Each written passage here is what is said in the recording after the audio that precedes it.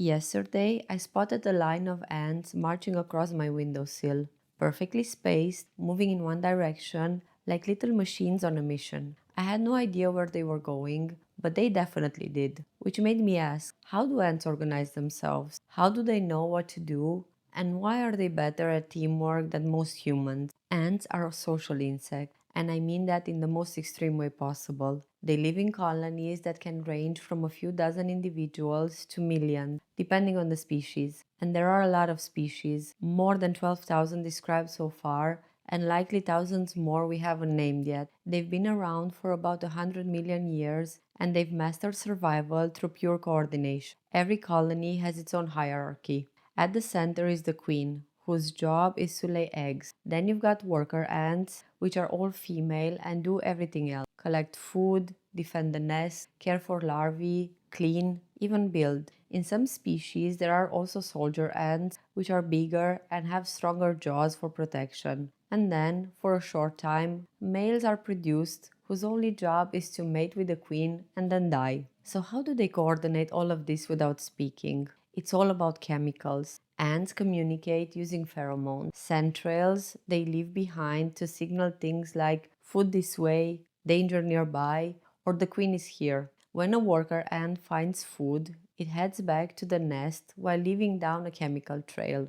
Other ants pick up the scent, follow it to the source, and reinforce the trail with more pheromones. The more ants follow it, the stronger it gets. It's like crowdsourcing GPS, and they are shockingly efficient. If something disrupts their path, they will search for the shortest detour and update the trail. They adapt in real time with no central leadership. It's like a living algorithm. When they bring food back, they don't just carry crumbs, they carry ridiculous loads. Ants can lift 20 to 50 times their own body weight, depending on the species. That would be like you casually bench pressing a car. Their strength comes from their tiny size and exoskeletal leverage, which gives their muscles a mechanical advantage. Some ants take things even further.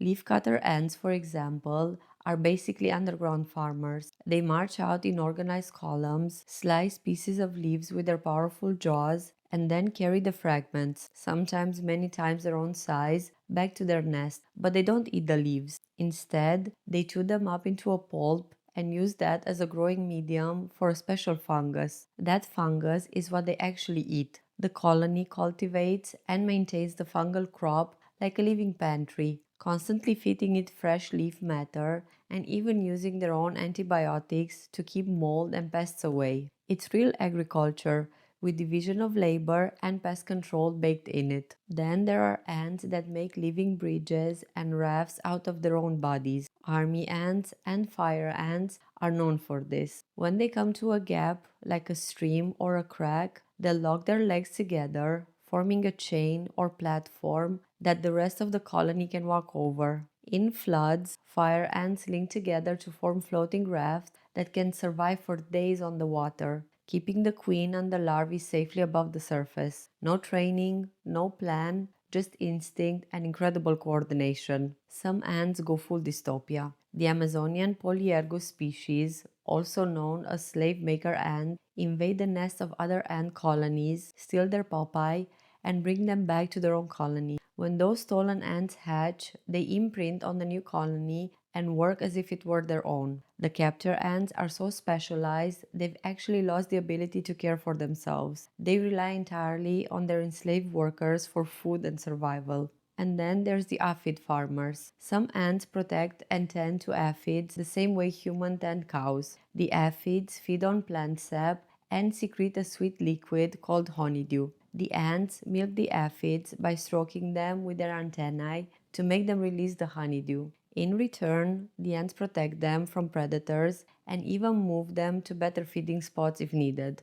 And yes, there are also ants that explode. Some species, like Camponotus sondersi in Southeast Asia, have enlarged glands along their bodies filled with sticky, toxic goo. When under attack, they contract their abdominal muscles so hard that their bodies rupture, spraying the substance onto their enemies. It's a suicide mission, but it protects the colony. They are basically walking biological landmines. So the next time you see a trail of ants in your kitchen, don't just reach for the spray. Realize you are witnessing a tiny, invisible society, one that farms, builds, enslaves, sacrifices, and communicates better than most boardrooms. Got a weird midnight question keeping you up? Drop it in the comments and maybe it will be featured in the next episode. Until then, keep wondering. I am Mari and this is Midnight Question.